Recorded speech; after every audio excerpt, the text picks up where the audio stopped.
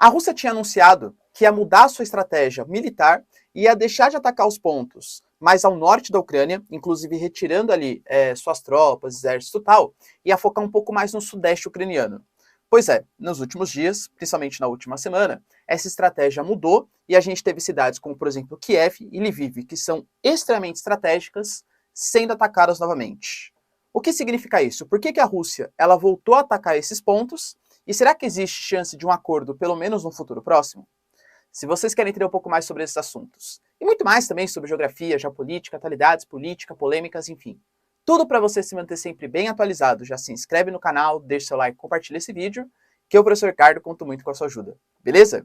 Link para o curso completo de Geografia, Geopolítica e Atualidades, para você pré-vestibulando, tá prestando o concurso, ou até mesmo interessado, na descrição, tá? É baratinho, galera, vocês não vão se arrepender, tá? Contato comigo ali direto, professor, tal, acho que é bem interessante aí para vocês. Tamo junto? Então bora lá pro vídeo, ó.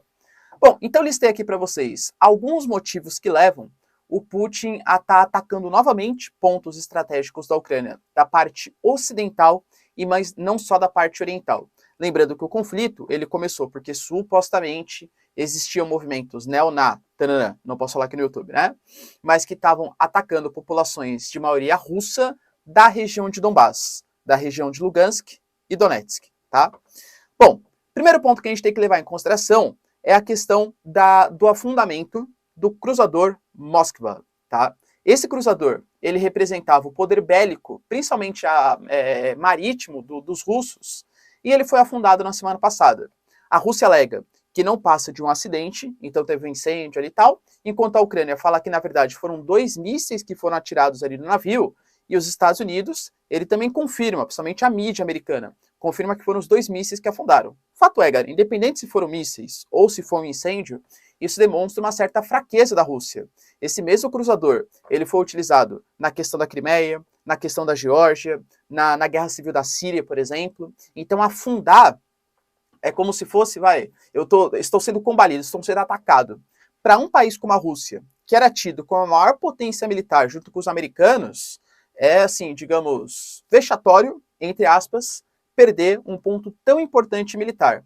A gente vai ver que quase todas as razões, ela tem uma questão muito ideológica e geopolítica. E conta muito isso, né? A imagem que o país está passando para o mundo. A Rússia não pode sair por baixo nesse conflito. Beleza? Outra questão super importante está relacionada às imagens que foram divulgadas, tanto em Bucha quanto na estação de trem. Bucha é uma cidadezinha que fica a 60 quilômetros de Kiev, faz parte da região metropolitana de Kiev, que é a capital ucraniana. E tivemos também algumas imagens relacionadas a explosões em estação de trem que deixaram uma série de civis feridos. O Zelensky, a Ucrânia, utilizou essas imagens e provou, inclusive da New York Times, a DW e tal, fizeram toda uma uma perícia nas imagens, confirmaram que de fato eram corpos ali que estavam jogados há dias. E aqueles civis, eles foram deixados pelos russos, segundo a mídia ocidental e segundo a Ucrânia. E por quê? O que tem a ver com isso?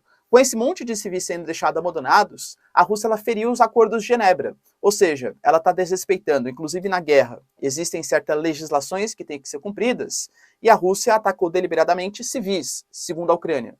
Por isso, novas sanções foram aplicadas, por isso, por exemplo, Finlândia e Suécia se aproximaram mais da OTAN. Então existe toda uma mudança de postura do mundo ocidental graças a essas imagens que foram divulgadas.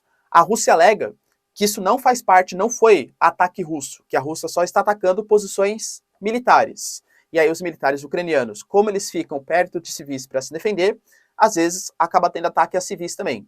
Então existe essa guerra de narrativas e a Rússia falou, inclusive o Putin falou que ele quer toda uma investigação internacional, mas não feita pelo mundo ocidental. O Putin também quer participar dessas investigações para provar que a Rússia não tem ligações com esses ataques. Mas fato é que depois que isso aconteceu, segundo a Rússia, a Ucrânia mostrou para o mundo que ela não tem mais disponibilidade de fazer um acordo, porque ela quer motivar intervenções internacionais, intervenções estrangeiras no conflito. Ou seja, a Ucrânia está recuando de possível acordo, novamente, segundo a visão da Rússia. Tá? A terceira razão tem muito a ver com o que a gente está falando, que é a inconsistência nas negociações. As primeiras negociações, elas começaram em Belarus, que é um país completamente aliado da Rússia, então não era uma negociação muito neutra, digamos assim, E depois, as negociações que mais chegaram próximas do acordo de paz rolaram na Turquia, com o Erdogan mediando a situação. O Erdogan, não que seja muito flor que se cheire também, tá? Mas ele vai, digamos assim, é um pouco aliado do mundo ocidental, também tem ligações com a Rússia, então teoricamente seria um bom mediador. E nas negociações, basicamente o que estava definido era que a Ucrânia ela ia reconhecer Lugansk e Donetsk como regiões independentes, que ela ia fazer um plebiscito com a população local para saber se de fato a Crimeia seria pertencente à Rússia ou se deveria continuar com os ucranianos e ia adotar uma postura de neutralidade, ou seja, não entraria para a OTAN. Só que, segundo a Rússia, a Ucrânia está fazendo justamente o contrário. A Ucrânia, por exemplo, ela fica fazendo discursos no Japão, fica fazendo discursos na Itália, fica fazendo discursos no Conselho de Segurança da ONU, atacando a Rússia, pedindo para a OTAN fechar espaço aéreo. Ou seja, em tese, a Ucrânia não está respeitando a posição de neutralidade que ela deveria ter. A Ucrânia alega que, na verdade, quem não está respeitando são os russos, que fizeram ataques humanitários na região de Kharkiv, que fizeram ataques humanitários na região de Mariupol e etc. Então, existe uma inconsistência nas negociações, já que nenhum dos dois lados ele está respeitando o que tinha sido acordado em Istambul, né, na Turquia.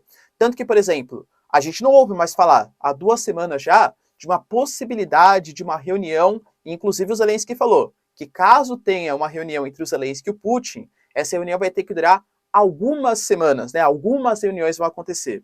Eu, pelo menos, num futuro próximo, não vejo chance disso acontecer, tá?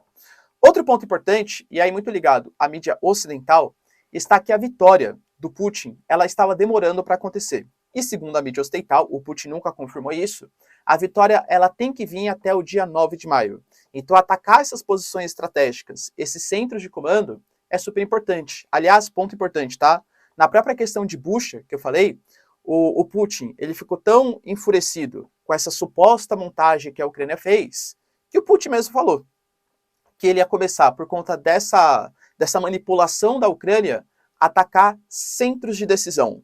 Ou seja, era uma coisa que o Putin já tinha falado que ia acontecer. Centro de decisão, entendo eu, que é o poder político ucraniano. Ou seja, atacar as áreas mais próximas da fronteira. Lembrando que Lviv, por exemplo, é bem na área de fronteira com a Polônia. E a Polônia já é um membro da OTAN. Ou seja, é um certo poder geopolítico atacar bem uma área de fronteira. Coloca um certo medinho na OTAN, tá? Entendo assim. Bom, mas a vitória tem que vir até o dia 9 de maio, por quê? Porque, segundo a mídia ocidental, a Rússia, isso de fato aconteceu, né? Os nazistas, eles se renderam na Segunda Guerra Mundial no dia 9 de maio. E o Exército Vermelho, o Exército Soviético, ele foi o principal responsável por virar o jogo na Segunda Guerra Mundial, vindo de leste até Berlim e derrotando o exército alemão, tá? Então, o dia 9 de maio é um dia de muita festa para os soviéticos, para a Rússia hoje. Então, o Putin, vencendo novamente até o dia 9 de maio, e estava com muita dificuldade, tá? Até o dia 9 de maio, isso reforçaria a narrativa que a Rússia derrotou lá em 45 os né? E derrotou agora também os neo-na, ou seja, a Rússia atacando esses pontos de decisão, que seria a capital, né, Kiev, seria um fortalecimento da Rússia para ganhar o conflito. Lembrando que a Rússia também anunciou que ia mudar os seus planos, ia focar mais em conectar Lugansk e Donetsk à região da Crimeia.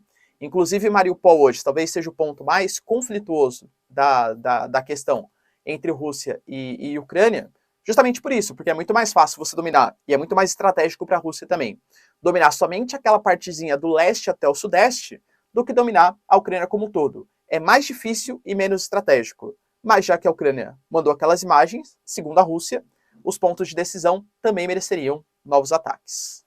Outra questão estratégica está relacionada à questão da expansão da OTAN. A OTAN, ela se unificou bastante desde o início do conflito. Inclusive, eu diria para vocês que isso foi uma grande perda, digamos assim, do Putin, tá? Por quê? Existe uma falta de coesão da União Europeia, da OTAN. Pô, tô falando para vocês, a Polônia, que estava falando de Poll-Ext, saída da União Europeia, e agora está implorando para ser defendida. E agora, por exemplo, Andrzej Duda está se aproximando novamente. Por quê? Porque existe um inimigo em comum, que é a Rússia. E a OTAN, ela se aproveitou dessa situação de insegurança, de instabilidade, para angariar novos parceiros. A OTAN, por exemplo, coloquei no vídeo para vocês ontem, está fazendo exercícios no Ártico. A OTAN está pleiteando a entrada, por exemplo, de Finlândia e Suécia, países historicamente neutros, nessa aliança militar. A OTAN, por exemplo, acabou de mandar, por exemplo, mais armamentos para a Eslováquia, uma região próxima da fronteira também com a Rússia. A OTAN, se de fato a Suécia e a Finlândia entrarem no conflito, entrarem no bloco, perdão, a OTAN vai mais que dobrar a sua área de fronteira com a Rússia. E óbvio que isso é muito estratégico, militarmente, geopoliticamente falando, para a OTAN. Então a Rússia, atacando posições de centros de decisão, reforça o seu poderio geopolítico. Tá? Então seria como se fosse brecar o aumento, esse expansionismo da OTAN. Se de fato Suécia e Finlândia entrarem, a Rússia já anunciou que vai ter que mudar completamente, por exemplo, a sua postura militar, colocando, por exemplo, armamento nas áreas de fronteira, talvez, inclusive, armamentos nucleares, por que não, tá? Então existe toda essa situação de instabilidade graças a esse expansionismo da OTAN. E outra coisa importante é, se a gente for pensar do ponto de vista estratégico econômico, a Rússia, claro, tinha muito medo das sanções econômicas que poderia sofrer. Sanções, por exemplo, de exclusão do sistema SWIFT, e sanções, por exemplo, relacionadas à exportação de combustíveis. Beleza. No momento que a gente está hoje, claro que existem mais sanções que podem ser aplicadas, mas não são muitas. Ou seja, se a Rússia atacar posições estratégicas, por exemplo, na Ucrânia, o que a Rússia tem a perder nesse momento? Eu sempre falo, né, quando eu dou aula aqui, tanto nos meus vídeos quanto presencial, falo assim, gente, ó, o Brasil, ele perde mais da metade do seu PIB só pagando dívida externa.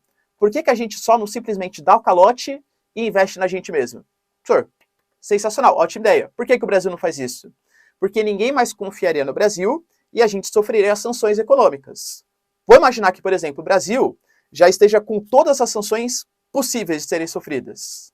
O que impede a gente de dar o calote? Eu vou pagar, por exemplo, países que não estão me sancionando, que estão proibidos de comercializar com outros, qual que é o sentido disso? Então existe um certo arregramento, né? A Rússia hoje, ela já tem, falar todas, né, mas muitas sanções sendo aplicadas. O que impede, então, que a Rússia realize novos ataques à Ucrânia, que, novamente, não pertence à OTAN? Novas sanções? Mais ameaças? Fica difícil saber. Ou seja, a Rússia ela tem muito pouco a perder nesse momento do conflito, então novos ataques eles poderiam ser justificados. Partindo para a última pergunta, então. Professor, você vê uma previsão de paz? Não vejo, pelo menos no futuro próximo. A China, inclusive, acusou os Estados Unidos de estar querendo prolongar esse conflito para o seu benefício próprio. Expansionismo da OTAN, venda de armas, combate ao expansionismo russo e chinês também. Embora a China anunciou, galera, primeiro trimestre, cresceu quase 5% do seu PIB, crescimento bem importante, tá? Mas eu não vejo uma possibilidade de paz no futuro próximo.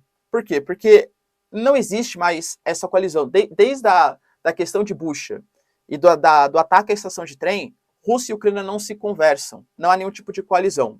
Então, pelo menos no futuro próximo, infelizmente, não há chances de paz. E você, Gary, o que você pensa? Quem que está mais correto nesse conflito? Ucrânia ou Rússia? Você acha que existe uma chance de paz, pelo menos nas próximas semanas, nos próximos meses? Ou é um conflito que vai se prolongar por questão de anos? Deixa aí nos comentários, quero saber a sua opinião. No mais, galera, se vocês curtiram o vídeo, tamo junto, beijos, abraços e tchau, tchau.